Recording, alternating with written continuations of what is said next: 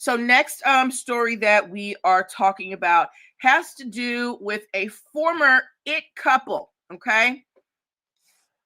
A former it couple. Let me get this for y'all, okay? Brad Pitt and Angelina Jolie. I'm sorry, my friends on Instagram, you can't see the photo, but let me turn this around for y'all. Just posted a photo of Angelina Jolie and Brad Pitt. Who remembers the name of the couple name for Angelina Jolie and Brad Pitt when they were together? What were they called?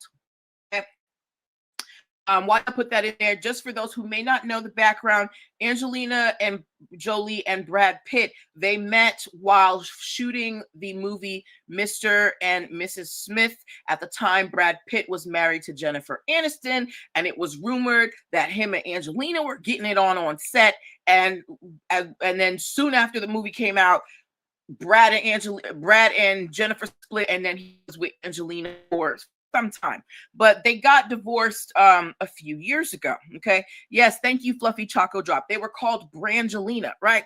Everybody thought they were this hot couple, and they were like, "Oh my God, Jen lost her man to Angelina Jolie." And then Angelina and Jolie and Brad Pitt broke up, and everybody was like, "Oh, Angelina, that's what you get because you stole that woman's man," right? Now, since they're divorced, there have been allegations that Brad Pitt was abusive.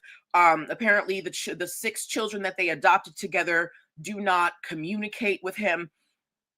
And they had a very, very bitter divorce that is still ongoing.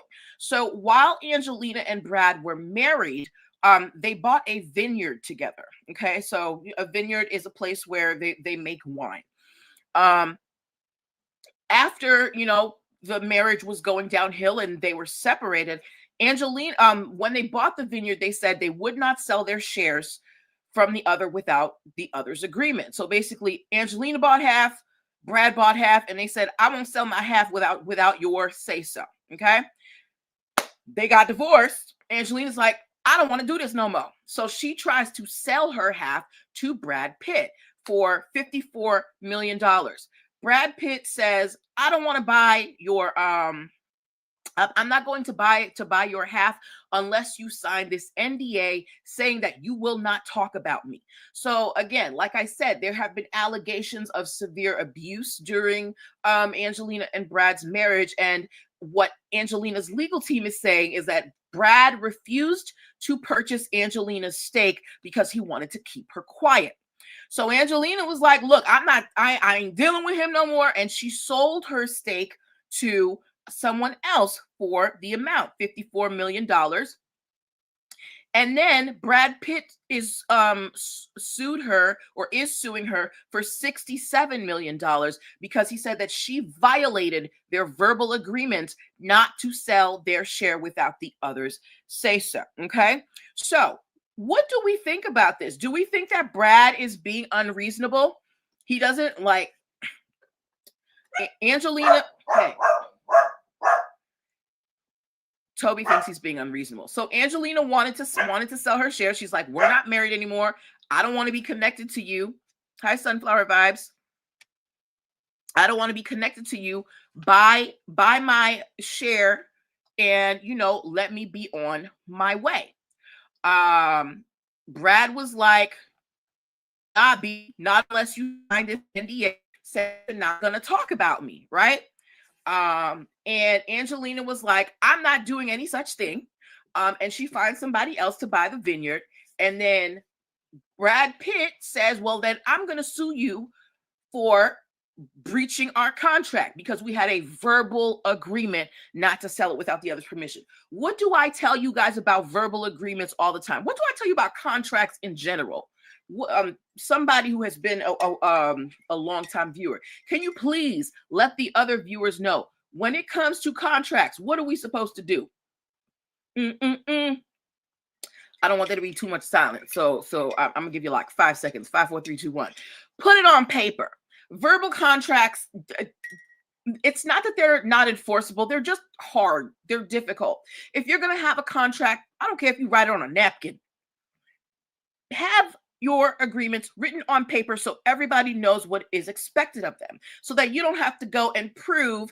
And thank you, Fluffy Choco Drop, write it down so that you don't have to go and you're collecting text messages and emails and trying to come up with, a timeline of how things developed. Have a written contract, because Angelina and Brad may not have been going through this had they had a written contract as to what it would take to sell this vineyard. Okay. Now, in terms of forcing Angelina to keep this vineyard, you cannot force specific performance in a contract, right? So let's say I'm a performer for a show and I don't show up for my performance, right? The company that hired me to perform, they cannot force me to perform. All they can do is sue me for money. So Brad was trying essentially to force specific performance. He's like, I don't want you selling this vineyard, period, because ABC. And Angelina's like, no, I don't want to be here. You cannot force specific performance. That is why we have contract law, so that you can get a remedy after. If you can force someone for specific performance, that is tantamount to forcing them into slavery. Forcing someone to do what they don't want to do is slavery, right? But if you have a contract, while you can't force them to do what's in the contract, you can force them to pay you some money if they violate the contract. Now, this is why you have your contracts written down. So Angelina and Brad, they're going back and forth. Angelina already got her money from this sale, and now Brad Pitt is trying to get that money and then some, right? So what do we think about this between Angelina and Brad? Do we think that had a leg to stand on? Should Angelina have, tried to work it out with him and say, look, Brad, I won't say anything bad about you in the public, because they're still going through stuff. Like, her lawyers are asking for text messages and emails from him, to substantiate alleged abuse and all of this, right? But they still have financials in common with each other. So what do we think could have made this a much simpler issue to resolve? What could Angelina and Brad have done to make this a much simpler issue to resolve, excuse me? And Fluffy Choco Drop already, gave us, hold on, we got a comment right here. B Chill said that is not true. She admitted wanting to stay until he shared his desire to sell wines. She was forcing him not to sell wine, and then said that alcohol and abuse broke up her marriage. Okay.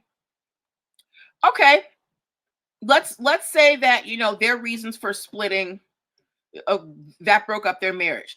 Either way, he can't force her to keep the vineyard. Again, specific performance is not allowed, because that is tantamount to slavery. That's why we have contract law. So if you break the contract, the other party can get financial compensation, right? So if you're saying that she was forcing him not to sell wine, all right, and she's like, I want out. She said, buy my half of the vineyard if you're still here and want to sell wine. So why didn't he buy her half of the vineyard? Why did he say, no, I won't purchase it, unless you sign this NDA? Fluffy Choco Drop said, too many feelings. Right. And this is why I tell you guys, when you're going into business with someone, I don't care if it's your mother, your priest, your lover, your spouse, your child, your whoever you respect, love, whatever. Write your contract down on paper, okay? Because feelings get involved, memory lapses, things happen. So please, when you are going into business with anybody, especially someone who you are romantically involved with, for the health of your relationship, you want to write things down. I have gone into business with more than one friend for projects here and there, right? We always have a written contract, and these are people who I've known for multiple decades. So, And it's not because we don't trust one another. It's because we value that relationship so much that we are protecting it by having a document saying what our roles are. Okay? All right. Let me see. Be chill. The agreement was that he would buy the vineyard first. That's the issue here. Her excuse for selling it is that it was tied to an NDA. Yes, I'm not disputing. I'm not disputing that. What is the issue? Angelina is saying she tried to sell it to him. She offered it to him. He not, and she's saying that he did not want to purchase it because he wanted that NDA. Absolutely. That's what's being alleged, right? But again, we if you her issue was that the NDA was too broad and too onerous. Essentially, he was trying to stifle her and keep her from talking. This is what her legal team is saying. This is not what I'm saying. This is from what I'm reading. They're essentially saying that the NDA he wanted her to sign was ridiculous and there was no way she was signing that. So she sold it and, she's just dealing with the consequences after. And they had a verbal agreement about this selling of the vineyard. Now, the problem with the verbal agreement is you don't have all those little clauses and things for if this, if that, if this, if that. It was a verbal agreement. So that's why there's this, back and forth. Hello, Nurse Cutie on duty and Lacey J. So in terms of, when you go into business with a partner, with a spouse, having those things on paper is essential, especially if you want to maintain the health of that relationship. And just in case things don't work out, because look at the divorce stats, okay? 50% of marriages don't last. So if you're going to go into business with that person, unfortunately, you do have to contend with the fact that this partnership might not last and we may need to separate. So let's, have a plan for if and when we separate. But that's not very romantic. So people don't want to do that, right? And at the end, y'all, look, business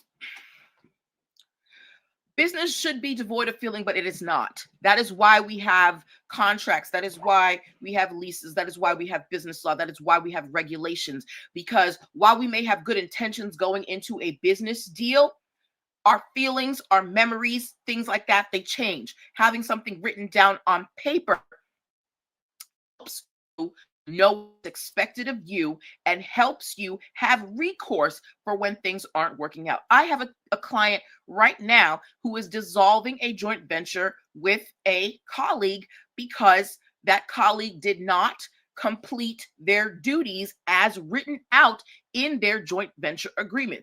The contract said you're supposed to do these set of tasks. That person did not complete these set of tasks.